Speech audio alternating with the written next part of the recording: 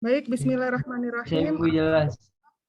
Alhamdulillahirrabbilalamin. Assalatu wassalamu ala asrafil anbiya wal mursalin wa ala alihi wa sahbihi ajma'in. Amma ba'du. Alhamdulillah pada kesempatan siang hari ini kita masih diberi nikmat iman, nikmat sehat sehingga kita bisa mengikuti perkuliahan studi Islam ya. Tema kita hari ini tentang aspek pembaharuan dalam Islam.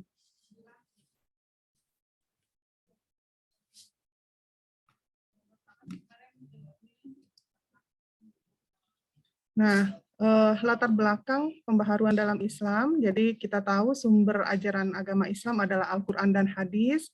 Nah, Al-Quran dan Hadis ini kemudian ditafsirkan karena Islam ini kan yang tadinya hanya ada di Jazirah Arab, kemudian tersebar sampai ke seluruh benua dengan bahasa yang berbeda. Kita tahu Al-Quran dan Hadis itu tadinya kan memang diturunkan di Saudi Arabia sehingga bahasanya bahasa Arab. Nah, ketika terjadi perluasan penyebaran agama Islam ke negeri yang jauh, bahasanya juga banyak gitu ya, sehingga Al-Quran dan Hadis itu perlu ditafsirkan. Nah, kemudian tafsir hadis dan Al-Quran ini diantaranya merupakan hasil pemikiran para mufassir atau ahli tafsir. Nah, pemikiran-pemikiran dari mufassir ini yang akhirnya membentuk sikap dan perilaku kaum muslimin.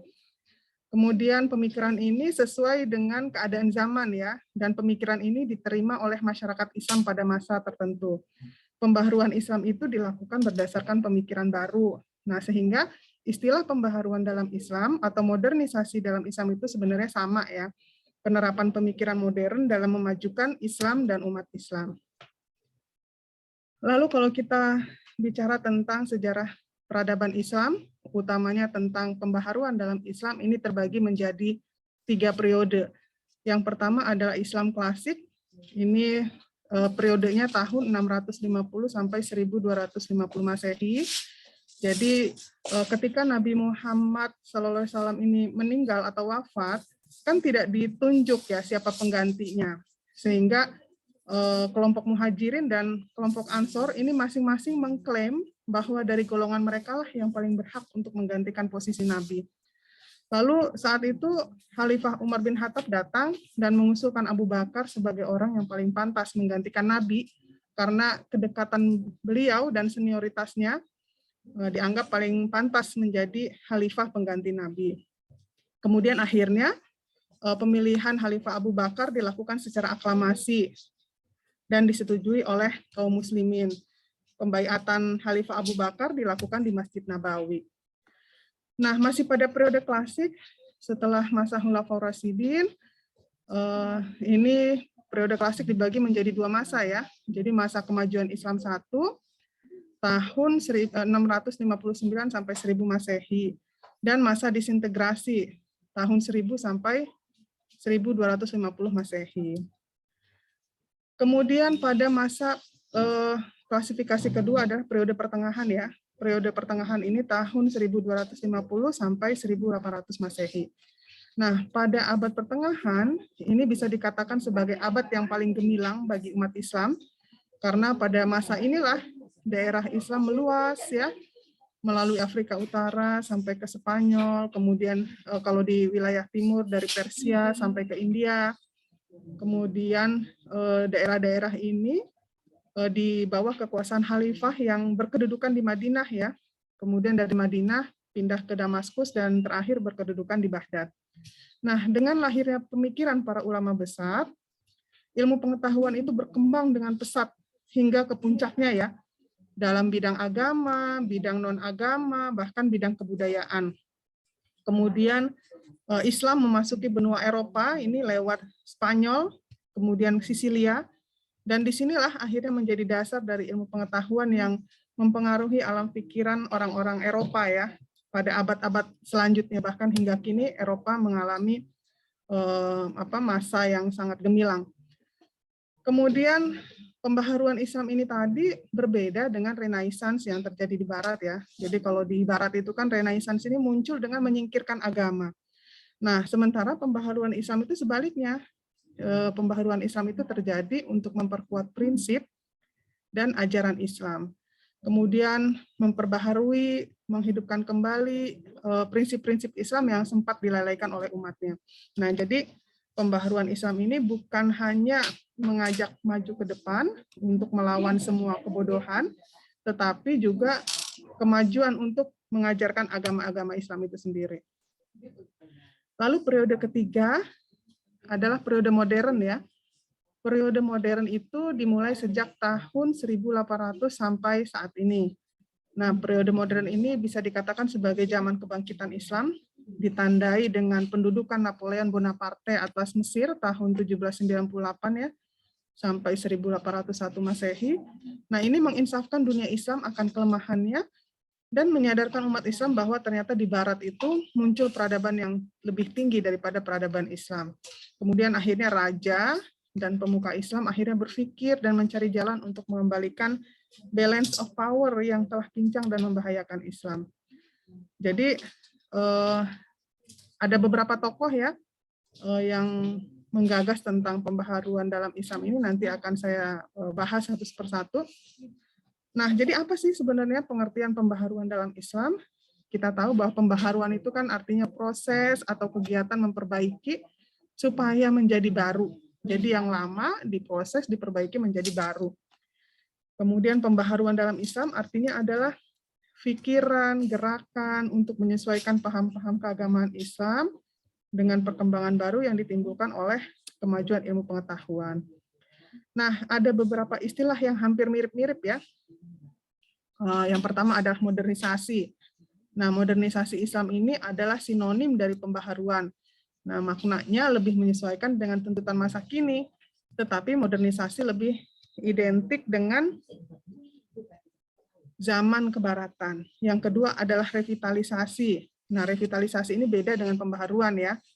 Kalau revitalisasi ini dilakukan setelah pembaharuan untuk membuat nilai Islam semakin kental.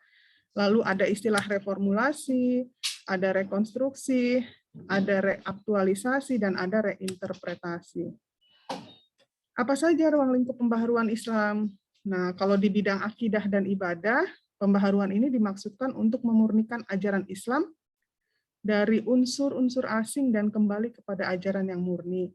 Sehingga iman kita menjadi suci karena terus diperbaharui. Karena iman itu kan naik dan turun ya, jadi harus selalu diperbaharui.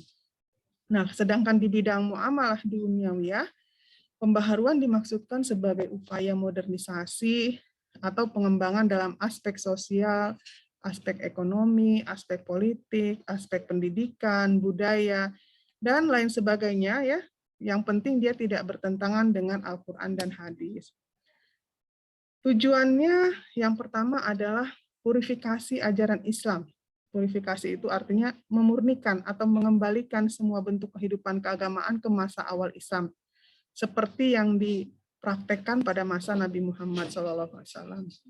Kemudian yang kedua, tujuan pembaharuan Islam adalah menjawab tantangan zaman mengenai Islam yang diyakini sebagai agama universal, yaitu agama yang terkandung sebagai konsep tuntutan dan pedoman bagi segala aspek kehidupan manusia. Kemudian tokoh-tokohnya, yang pertama ya, ada Muhammad bin Abdul Wahab. Nah, pembaharuan yang dilakukan oleh Muhammad bin Abdul Wahab ini diantaranya bidang akidah dan syariah dengan pengembangan ilmu tauhid, yaitu ilmu yang mempelajari tentang ketuhanan. Tujuannya untuk memurnikan ajaran Islam sesuai dengan perintah Allah dan Rasul. Jadi menurut Abdul Wahab ini, hanya firman Allah dan sunnah Rasulullah yang patut dijadikan dalil agama Islam. Kemudian beliau tidak membenarkan taklid.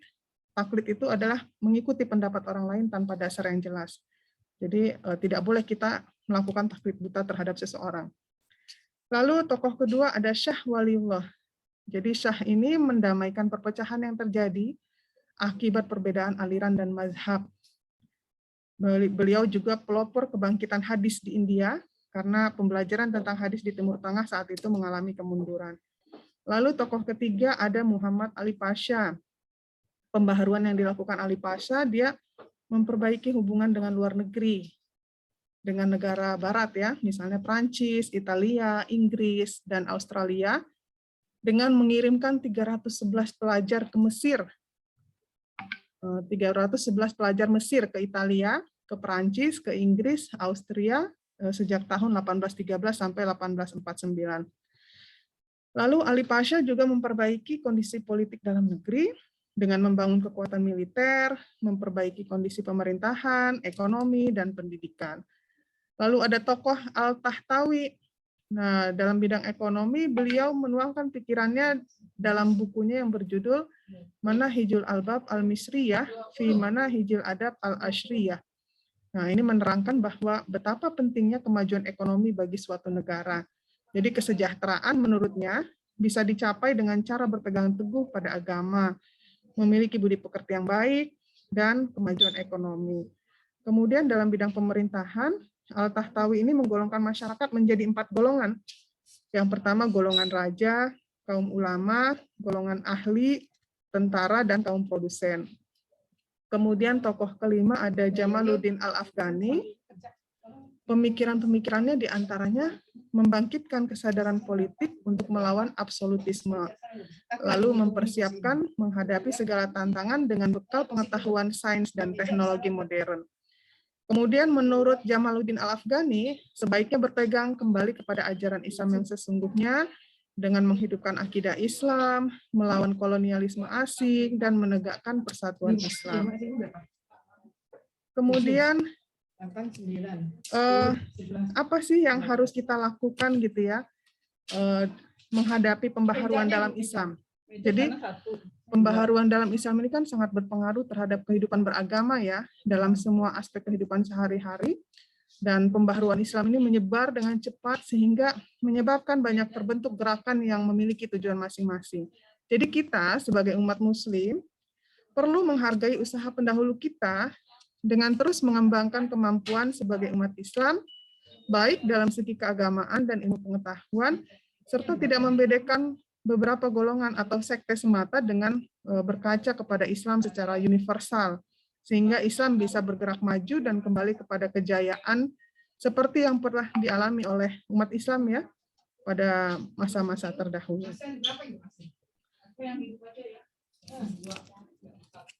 Demikian pembahasan materi tentang aspek pembaharuan dalam Islam. Mudah-mudahan menambah hasanah pengetahuan kita ya tentang pembaharuan dalam Islam.